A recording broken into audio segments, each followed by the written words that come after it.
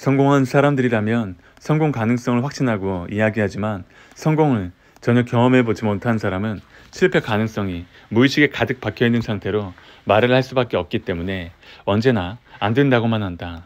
인간은 무의식에 어떤 암시가 들어오느냐에 따라서 생각이 달라지고 인생이 달라질 수 있으므로 부정 암시를 주는 사람을 멀리하고 긍정 암시를 주는 사람과 가까이 해야만 하는 것이다. 함께 성장할 수 있고 긍정적인 사고관을 가진 사람과 관계를 맺는 것은 그만큼 중요하다. 이를 위해서는 내가 먼저 긍정적 사고관을 갖춰야 한다. 실리콘밸리에서 가장 성공한 외국인 사업가라는 수식어가 붙는 여성 기업가가 있다. 김태현 회장이다. 150cm의 작은 거인 김태현 회장은 1946년 정월 초하루 남존 여비 사상이 심한 가정에서 태어났다. 여자아이가 태어났다고 할아버지는 하늘을 바라보며 조상님, 제가 무슨 죄를 지었습니까 하고 울부짖었고 할머니는 미역국을 속죄 마당에 엎어버렸다고 한다. 아버지는 한량이어서 술만 먹었고 할아버지 눈 밖에 나서 유산도 못 받게 되자 이게 다 너 때문이다 라며 어린 김태현을 자주 폭행했다. 어머니는 하루에도 수십 번씩 이게 다 너랑 나랑 죄인으로 태어났어 그러니 양잿물 먹고 같이 죽자란 소리를 입버릇처럼 달고 살았다고 한다. 훗날 엄청난 성공을 거둔 사업가가 되었지만 태어나자마자 부모와 가족들로부터 부정 암시를 듣고 엄청난 상처를 받아야만 했다.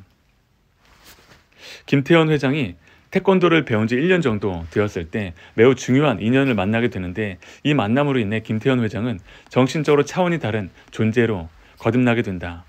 할아버지와 교분이 있었던 승려가 계셨는데 고대 무술의 대가였다고 한다. 그런 분이 어린 김태현을 물끄러미 바라보더니 말씀하셨다. 이 아이의 상이 범상치 않군요. 매우 특별한 운명을 가르치고 타고난 듯합니다. 그렇게 해서 김 회장은 산상에서 온 그분을 스승으로 모시고 무술뿐만 아니라 기의 세계를 깨달아 가기 시작했다고 한다. 그분의 가르침은 10여 년이 넘게 성인이 될 때까지 계속되었다. 김 회장의 외삼촌이 초보 단계를 가르쳐준 사부였다면 이 승려는 김 회장의 고수의 경지까지 이룰 수 있도록 가르쳐준 위대한 스승이었다고 했다. 23살이 되던 1968년 그녀는 도망치듯 혼자 미국으로 이민을 갔지만 고등학교 졸업이 학력의 전부인 그녀가 미국에서 할 수 있는 일은 많지 않았다. 그녀는 청소 일을 하면서 탈선한 미국 청소년들에게 태권도를 가르쳐주고 심신을 건강하게 하는 데 도움을 주고 싶었다. 태권도를 통해 자신이 그랬듯이 건강한 자아를 찾고 멋진 인생을 살게 도와주고 싶었던 것이다. 그래서 버몬트 고등학교를 찾아가 수많은 거절을 당하면서도 포기하지 않고 교장을 설득했고 결국 태권도 수업을 하게 되었다. 그렇게 미국 아이들에게 태권도를 가르쳤고 이때 번 돈을 미천으로 1985년 실리콘밸리에 사무실을 열어 컴퓨터 한 대에 놓고 사업을 시작했다.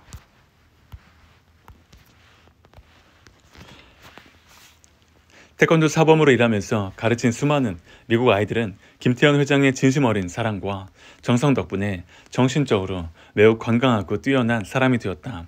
이들 중에서는 하버드를 비롯한 명문대를 수석 졸업한 인재도 많았고 심지어 어머니로 모시고 싶다며 양자로 들어온 사람도 있었다. 그녀는 그들의 어머니이자 사업 공동체 참모 역할을 하며 큰 기업체 총수 자리까지 오르게 된 것이다. 현재는 자신이 지은 대저택 스타게이저에 살고 있는데 자택 부지의 규모가 여의도 3분의 1이라고 한다. 이렇게 타지에서 혀를 단신으로 성공한 김태현 회장도 부모로부터는 엄청난 부정암시를 받고 고통스러운 어린 시절을 보냈지만 위대한 스승을 제때 만나서 정신 수준을 높일 수 있었기에 자신의 운명을 바꿀 수 있었다. 정신적으로 힘들고 불우했던 환경 속에서도 멋지게 극복하고 성공하여 사람들에게 깊은 영감을 주는 인물은 수없이 많다.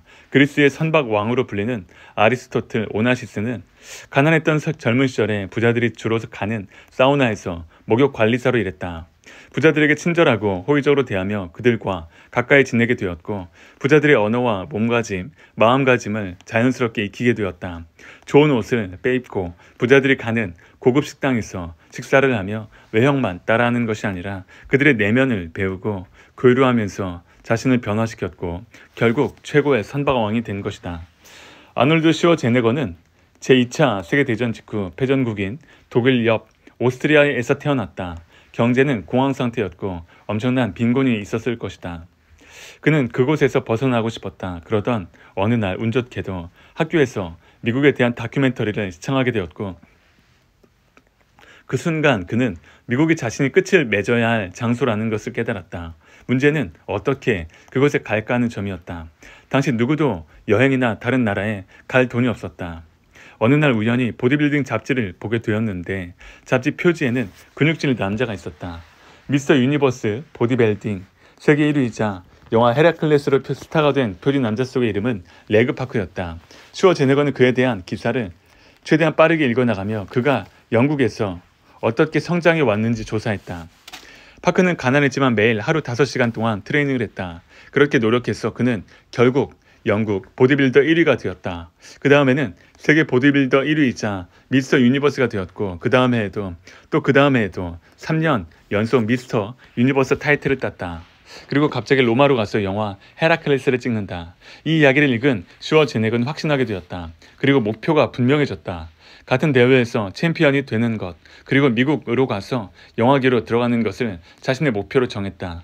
자신이 목표한 바를 먼저 이룬 레그파크를 스승으로 삼아 슈워제네거 역시 태생적으로 만난 부정암시를 극복할 수 있었다. 1980에서 90년대 헤비급 복싱계 최고 스타였던 유명한 복서 마이크 타이슨도 마찬가지다. 그는 1966년 뉴욕 브루클린에 있는 슬럼과 브라운스빌에서 태어났다.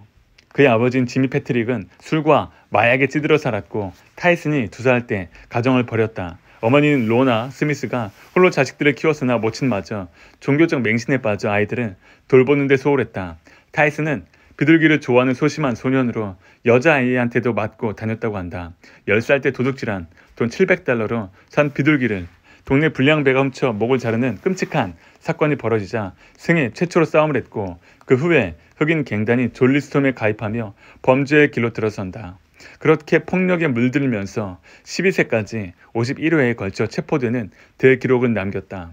아무런 꿈도 희망도 없이 유치장과 소년원에서 어린 시절을 보내던 그에게 한 줄기 빛이 된 것은 무하마드 알리였다. 알리는 시간이 날 때마다 소년원을 방문했고 그런 그를 보며 타이슨은 복싱에 관심을 갖게 된다. 그렇게 복싱이란 새로운 목표를 찾았을 때 타이슨은 당시 최악의 소년범들을 모아놓은 엘르무드 교도소로 이송되었다. 그곳에서 타이슨은 아마추어 챔피언 출신인 바비 스튜어트의 사진을 보고는 자신이 그보다 더 셀 것 같다고 도발을 했고 이 말을 전해 들은 스튜어트는 타이슨을 링 위로 불러들인다.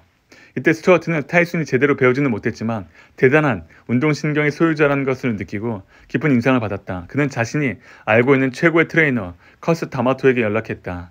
고령의 커스 다마토는 당시 여러 챔피언을 만들어낸 인류 트레이너였는데 스튜어트의 소개로 만나게 된 타이슨이 엄청난 원석이라는 것을 알아보고 자신의 남은 생을 모두 타이슨에게 쓰기로 마음먹었다.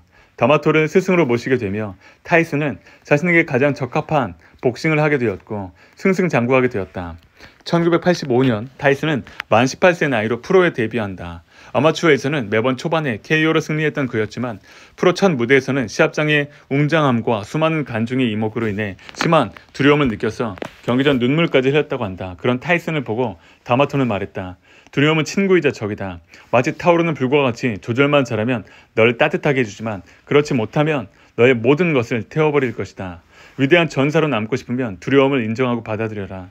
영웅은 두려움을 정면으로 맞서지만 소인배는 도망친다. 타이슨은 상대 선수인 헥터 메르세데를 1회 2분 만에 KO시킨다. 데뷔 무대를 시작으로 1985년 11월 1일까지 8개월 동안 타이슨은 무려 11연승을 KO를 거뒀다. 그중 8기가 단 1회 만에 KO로 끝난 승리였다. 승승장구하던 타이슨에게 위기가 찾아온다. 1985년 11월 4일 양아버지이자 정신적 지주인 다마토가 지병인 폐렴으로 77세 나이에 사망한 것이다. 커스 다마토는 타이슨을 소년원에서 처음 만나 복싱을 가르쳤으나 출소 뒤에는 그를 집에 데려가 글과 예절을 가르쳤다. 타이슨은 머리 빈 복서가 아닌 훌륭한 인간으로 키워내려고 했던 아버지 이상의 존재였던 것이다.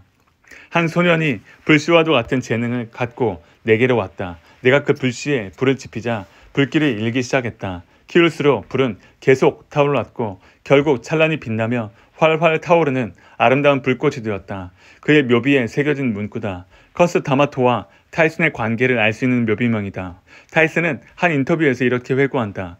커스는 가셨지만 저는 그의 유지를 받들어 프로로서 계속 싸울 것입니다. 커스가 원하던 결과 헤비급 챔피언이 되는 것은 이루어집니다. 이후 타이슨은 1985년 11월 13일부터 1986년 9월까지 약 10개월 동안 무려 16경기를 소화했다. 거의 19일 간격으로 링에 오른 것이었고 판정승으로 이긴 2경기를 제외하고 모두 KO 승을 하게 된다. 결국 그는 20살의 어린 나이로 WBC 헤비급 챔피언이 되었다. 이는 헤비급 역사상 최연소라는 기록이 되었고 그가 데뷔한 지 단 1년 8개월 16일 만에 일어난 일이었다. 타이슨은 이때 벨트를 움켜쥐고 이렇게 말했다. 커스 보고 있습니까? 저승에서 복싱의 신들에게 이렇게 말하십시오. 저 녀석이 내가 키우고 가르친 타이슨이다. 이렇게 스승이란 존재는 인간이 자신의 한계를 극복하고 숨겨진 재능과 능력을 끌어내는데 매우 중요한 역할을 하며 강한 동기의 원천이 된다.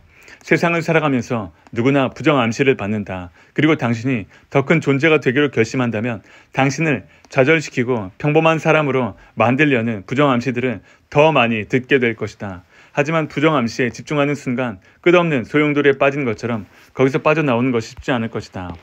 대부분의 사람들이 부정암시를 하는 이유는 자신이 하지 못한 것은 다른 사람도 할 수 없을 것이라고 무의식적으로 믿고 있기 때문이다. 그러니 그것을 갖고 감정 싸움을 하거나 부정적인 상대를 비난할 이유도 없다. 그냥 그들과 조금 거리를 둔 채로 그들이 불가능이라고 말했던 것이 틀렸음을 증명한 뒤에 알려주면 되는 것이다. 당신이 성취한 것을 보고 시기하거나 위화감을 느끼는 사람이라면 당신을 아끼고 응원하는 마음보다는 그저 패배주의에 빠져서 살아가는 안타까운 사람일 테니 너무 마음 쓰거나 개의치 않았으면 한다. 몽둥이나 돌은 나의 뼈를 부러뜨리고 상처를 줄 수 있어도 말로는 결코 나에게 상처를 줄 수 없다. 이 문장을 자주 되새겨라. 물은 위에서 아래로 흐른다. 내가 상대보다 더 높은 수준의 정신 상태를 갖추고 있다면 그들로부터 받은 암시는 내게 전혀 영향을 줄 수 없다. 언제나 자신의 정신 상태를 업그레이드 하려고 노력하라. 이 말이 자신 마음속에서 격언이 되도록 만든다면 사람들을 만나서 듣게 되는 수많은 부정암시들을 의연하게 대처할 수 있는 힘이 생길 것이다. 타인들이 쉴 새 없이 쏘아대는 부정적이고 힘 빠지는 말 때문에 동요하거나 상처받지 않도록 이제부터 단단한 정신을 구축하면 된다.